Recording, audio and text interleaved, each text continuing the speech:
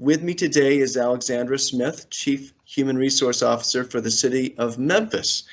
Alex is here to talk to us about her department's decision to implement and deploy Oracle HCM Cloud along with Taleo functionality for application tracking.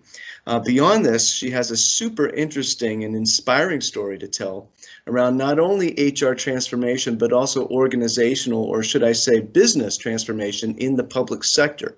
Welcome, Alex. Hello, thank you for having me. Oh, absolutely. We're happy to have you. It's our pleasure. And by the way, congratulations for being recognized as a 2021 Changemaker by Leadership in Memphis. Thank you. Thank you. Yeah, you're absolutely. You're welcome. We'll make sure to post a link to that when this finally goes live, because I think that's super great. And also welcome to the 3Sixty Insights Global Executive Advisory Council. I saw your name on our press release that went out earlier this week, so welcome to that too. Yes, I'm very excited to be a part of the council as well. Fantastic. Yeah, we have lots of great vision for that group. You have a really interesting story, and just thinking about our conversation earlier today and where exactly to start, why don't we start at the beginning, if you will, the beginning of your journey at City of Memphis. How did that come to be? What was your charter? What was that all about? Excellent. Well, you know, it's amazing. I've been in this role now 5 years, but it does seem like yesterday. So in January of 2016, I embarked on this adventure of being the first ever Chief HR Officer for the City of Memphis. Prior to 2016, the city government here in Memphis had a more traditional CAO model, or a Chief Administrative Officer / City Manager model, where all of the directors of the different departments reported into a CAO. And my counterpart, the previous person who had this role, was an HR director. When Mayor Strickland came into power as the mayor of Memphis, he decided to move into a different structure, a C-suite model, and changed the titling structure and the overall, if you will, overall governance process for how to look at city government by creating a C-suite with 6 chiefs, including my role as the Chief HR Officer for the City of Memphis. And so a part of my charter was to really imagine and create an understanding about what a Chief HR Officer could be for the city. One of the first things that he asked me to do is to really hone in and help the city in attracting and retaining talent, and particularly public safety talent for the City of Memphis. And so after doing a ton of research and interviewing and having town halls, focus groups, looking at data online, Glassdoor, looking at reviews, etc., I came down to an understanding of the core issues related to city government had to do with employee morale, and really, needing to focus on how do we engage our employees. At the time, we had about 50% engagement rate, and it was important for us to pivot our focus. And so immediately that year, my focus moved into how to build an HR team that could help with driving an engaged workforce and culture change for the City of Memphis. And that's the journey we've been on for the last 5 years. And what's come along with that is a focus on automating our processes, on looking at data, being more focused around customer service, and the implementation of going to the cloud and the Oracle HCM system really was about helping to elevate our HR work and getting us out of the paper process and the manual processes, and help freeing up capacity so our HR teams could spend more time focused on the issues that matter the most, which are attracting and retaining talent for the City of Memphis, driving culture change, partnering with divisions to triage important talent-related issues, And so that has been very important for us in our success as an organization moving forward. Yeah. There's so much good stuff there, and I want to get back to the automation part of it, but there's a piece of this. So you mentioned that you had 50% engagement, 50% positive engagement, I guess, or engagement of any kind previously, and you were looking to raise that.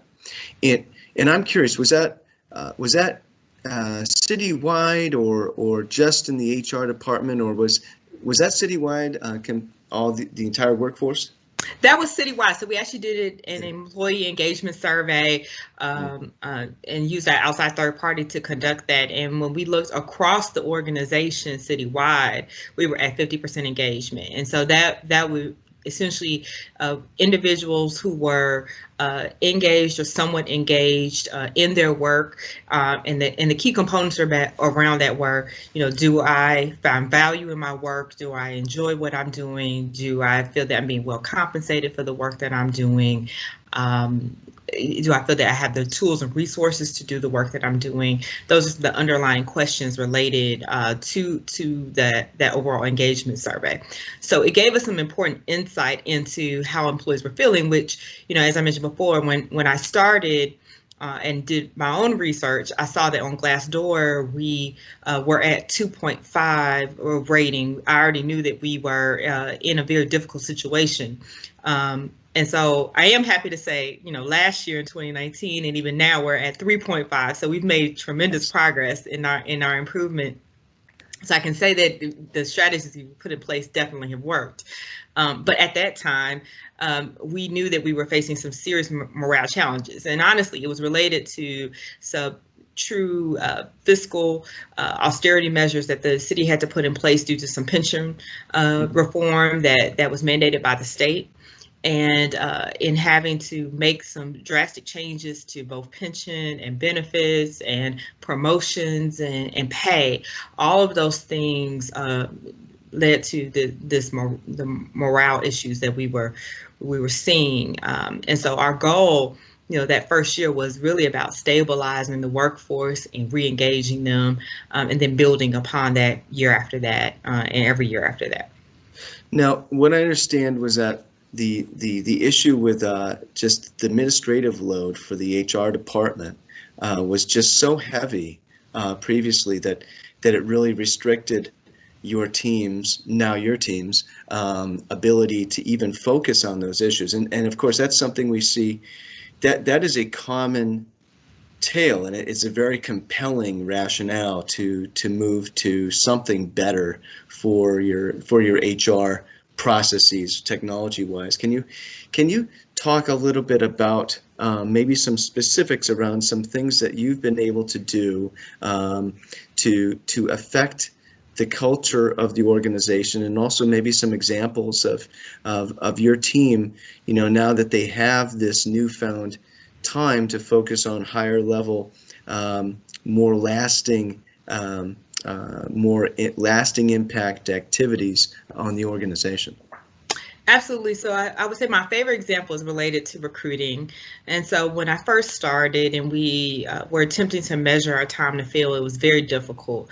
After implementing the cloud system, we were able to get a better sense for where we were. And at the time, we were at 120 days with our time to fill. And so that just the ability to measure gave us the understanding that we needed to be able to improve. And so from there, we set a goal of getting to less than 75 days. And we consistently have been able to do that after about, I would say, about 6 months of hard work with the team. And of course, we had Kaizen events and other things to be able to help streamline the process even more. But the ability to measure, the ability to look at our process, the ability to gather as a team to really focus in on how we can make improvements, that is the power of automation, if you will. That's the power of process improvement. It gives you that capacity to be able to reflect and then improve and then move from there.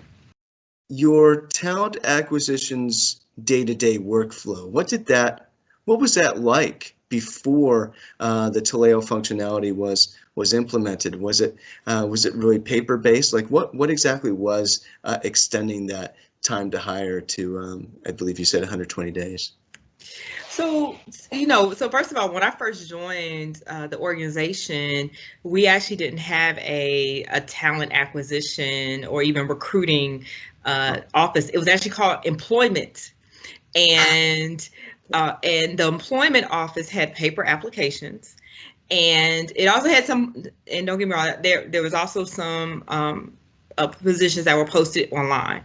But there was not a comprehensive effort to ensure that all positions across city government were a part of our applicant tracking system and online processes. And so the team was really focused on processing employment applications at the core. My goal was to move it from an employment office to a true recruiting or talent acquisition office, and to focus on talent management, not just the process of employment.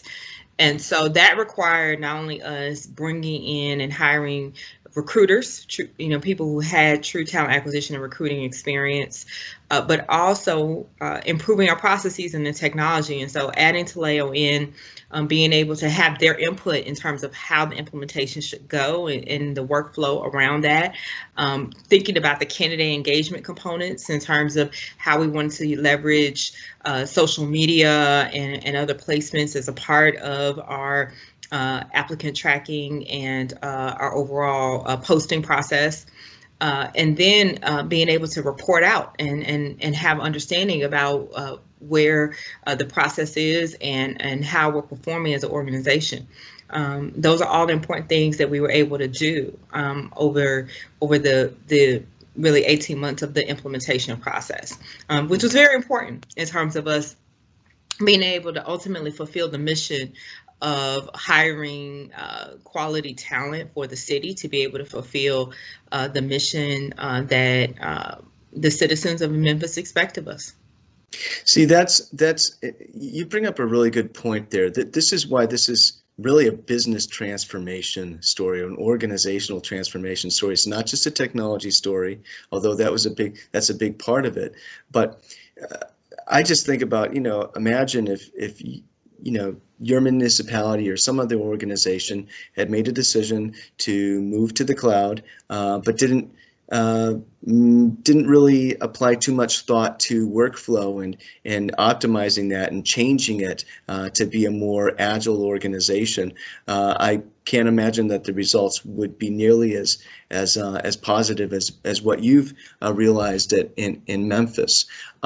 There a couple things that I want to get to here that are super interesting about your story. One is the decision to go with Oracle HCM in the cloud, one of those, and the other is some interesting, fun, very thoughtful changes you've made even to the sort of the office environment there that I just definitely want to capture here, because this is a leadership story as well, right, in terms of having an impact on organizational workplace culture.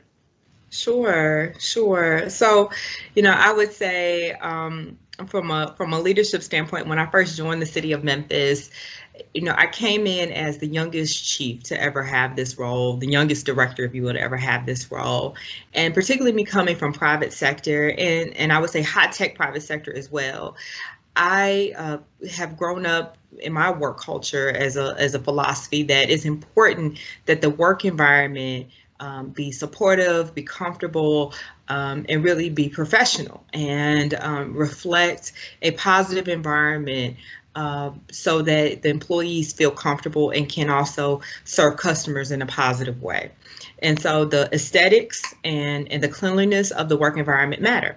I think that that's very important. And so when I first came into the city, and I recall very fondly of seeing the bathroom down the hall from my office, as well as, the drapes, the carpet, all of those things. It looked like they had not been updated in 50 years, and very old, very, and just very dated. And for me, that, this is a new day in city government. This is a new, more modern HR organization. Our work environment needs to reflect that.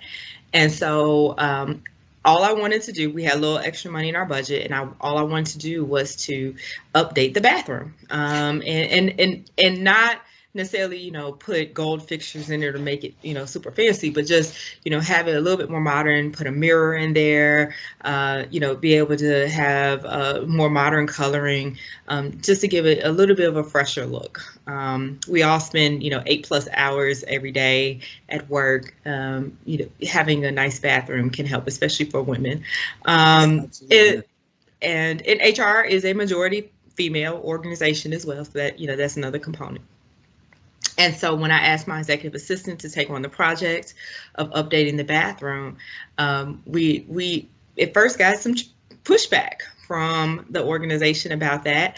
And the pushback was related to, hey, we typically don't update bathrooms. Are you sure you have money in your budget to do this? I'm like, no, yeah, we have a little extra money in our budget to do this. We can do this. We then hired, they said, well, we don't have the capacity to do this, so you can hire another contractor to do this work. We said, okay, we'll hire a firm. So we hired a firm to come in and do the work. The first time they did it, it didn't go great.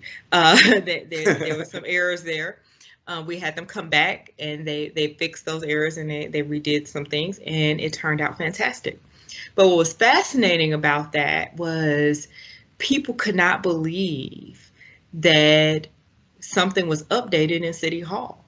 And so we found that there was this interesting rumor mill that had just sparked within City Hall about this new hotshot HR chief has updated the bathroom. And so I literally had directors and city councilmen come and look at this bathroom to see what I'd done. And I don't know what they were expecting. I think maybe they were expecting gold fixtures. When they saw it was just updated. It sparked something in them. And the next thing I know, other directors were making, aesthetic changes. And the city council actually completely renovated their whole office area. And lo and behold, is bit by bit, each area started to really work on making these type of improvements, and the end result is employees are happier. They come to work and they're proud of the work environment that they're in. They feel respected in the fact that they're in a place that is comfortable, that is clean, and it's a good thing. And once again, this is not about being exorbitant or wasteful. It's about just having, a clean, comfortable place for people to work and be able to serve citizens. And so I'm glad I was able to spark a little bit of change with the bathroom. Yeah, I mean, this is there's the aesthetic, feng shui, all of this, who would have known that it would have a positive effect on the work environment to have, sort of an updated, clean, pleasant architecture and fixtures and all of that. So I mean, that's a great story, and it's a leadership story, absolutely, and that's what I really want to make sure that we capture here today is the level of leadership that you brought to the organization, sort of the authenticity behind that, which I think is just fascinating. Let's talk about two more things before the half hour is up here. One would be the implementation of Oracle, the decision to go with Oracle Cloud, and then also I want to get to, there was a couple of issues, if we could get to one of them. It's around the pensions or around the retention issues in the police and fire departments. Either of those would be really great to capture here. They really sort of are illustrative of this transformation. So I would say on the decision to go with Oracle, that was really a joint decision between our finance team, our finance leadership, our IT team, and our HR team. And there were a few important considerations. So, of course, cost being one of them. Secondly, functionality, because our finance team also uses the Oracle Hyperion product as well. And so, having that alignment was important. And then also having the human capital to be able to support the product as well from the IT side. So it's those three, kind of divisions coming together and making the decisions is kind of what led and sparked the choice to move forward with Oracle. In terms of the retirement and pension components, it's been fascinating learning more about public sector pension and retirement and healthcare. I would say that a few interesting things have been done since I've been in this role for the last 5 years. So one is when I came into this role in 2016, one of the big morale concerns was related to pre-65 healthcare and the city's previous decision to remove pre-65 healthcare subsidies.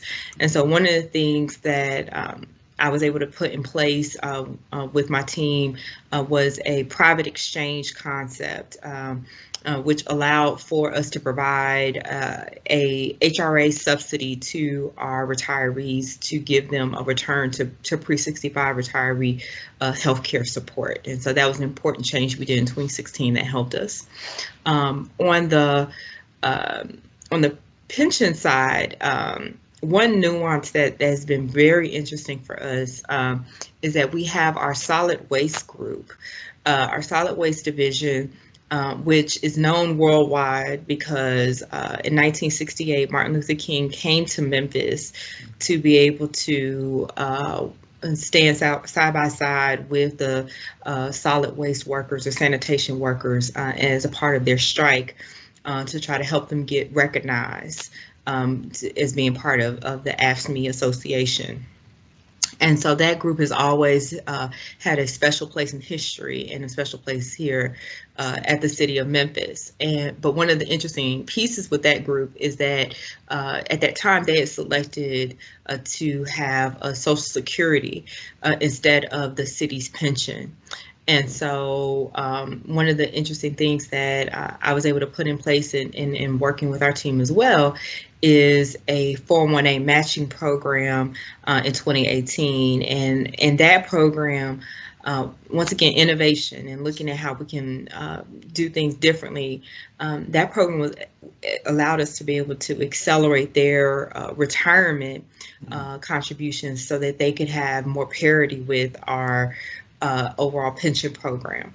And so, those are, two great examples of, where we've come in and, because we have more capacity, being able to understand the data, be able to put some things in place to really help move things forward for employees. It's a great employee recognition story too, right there, in an employer culture component. I mean, that's just the whole ball of wax right there.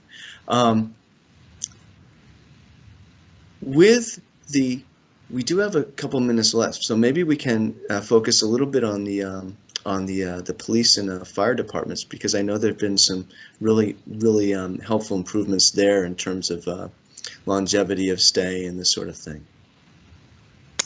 Yeah, so with the police and fire departments, we've worked on having stronger partnerships with them and particularly focus on recruiting and retention in both areas. Particularly with the police department, we've done a number of different things and worked very hard to help assist in driving better recruiting and retention.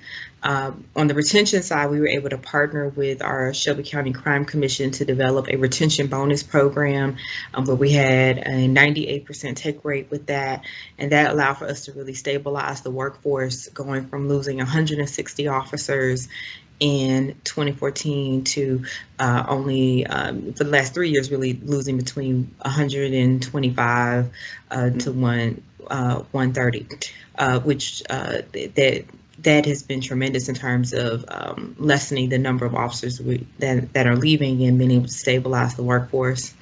And then on the recruiting side, the work that we've been able to do with Taleo, as well as just automating our processes overall.